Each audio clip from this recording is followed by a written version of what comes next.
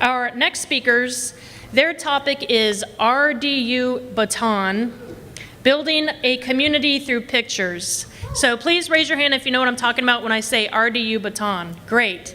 This is a website that you're about to become addicted to. So let's welcome Brittany, Iery, and Susannah Brinkley, RDU Baton, Building a Community Through Pictures.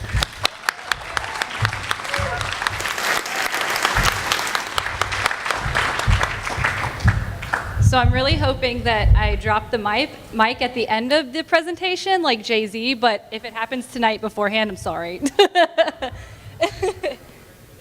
Yeah, I think so. So everyone has a story to tell. Sometimes stories are heartwarming, scary, or just really weird. Actually, the story of how Brittany and I met is pretty funny and kind of embarrassing. Let's be real, it's really embarrassing.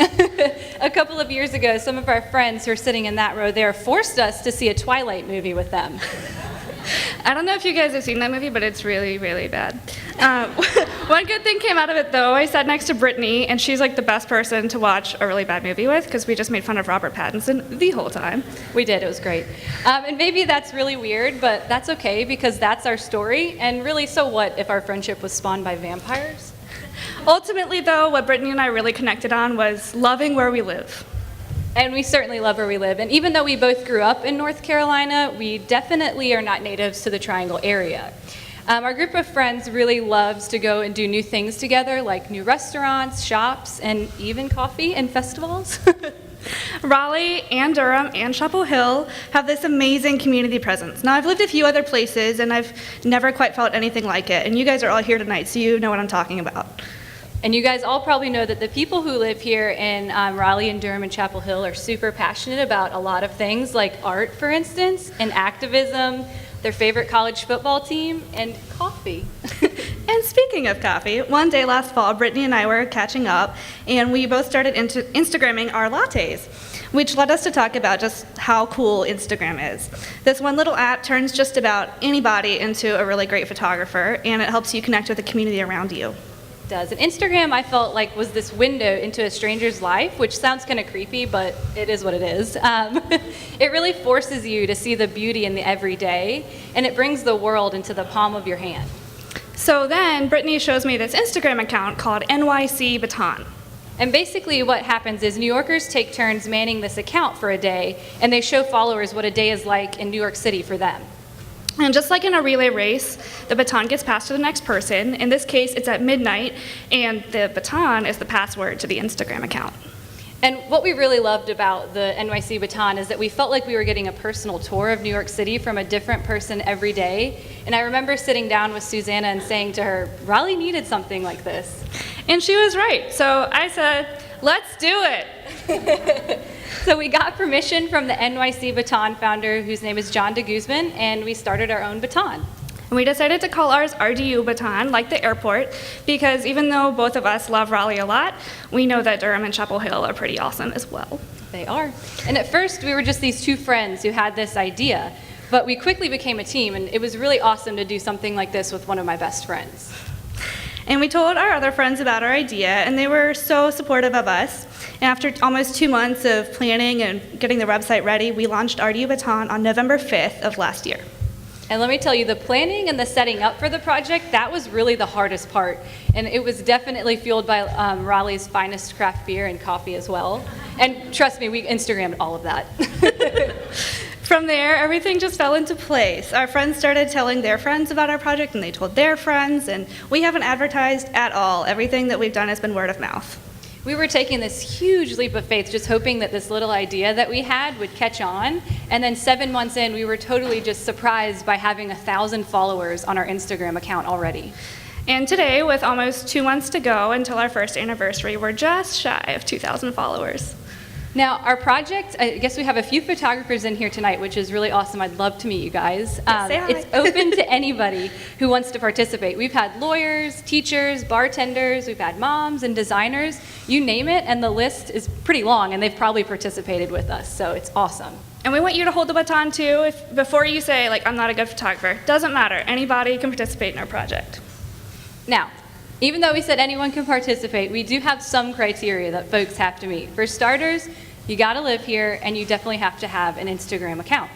And we're also going to want to make sure that you're not an Instagram porn star before we give you our password. But that's pretty much it. If you meet that criteria, you can hold the baton also. And when you get stuck in that kind of daily routine of just going to work or school, it can get really robotic. And it's easy to really forget about just how awesome this place is to live. So what we do is we take our photographers and we charge them with this. We ask them to be a tour guide for their city. We want them to show us their favorite spots around town as they go about their day. They get no more than 8 photos, and we like to think that if a picture is worth 1,000 words, then day by day we're writing the world's longest love letter to where we live. Yeah, it's sweet. We like that line too. Instagram, as you guys probably know, has become one of the major voices of 2013, and we feel like the Baton is a really great platform for people to preserve the memories and stories about their life here and the time here as well. It sounds like a lot of work, but it's not. The hardest thing that we do every week is send a few emails and update our calendar, and those are things we'd probably be doing anyway. The Baton really just seems to carry itself. I feel like when it started, there wasn't so much work that we had, or we had a lot of work to do, and then now it's just kind of like routine.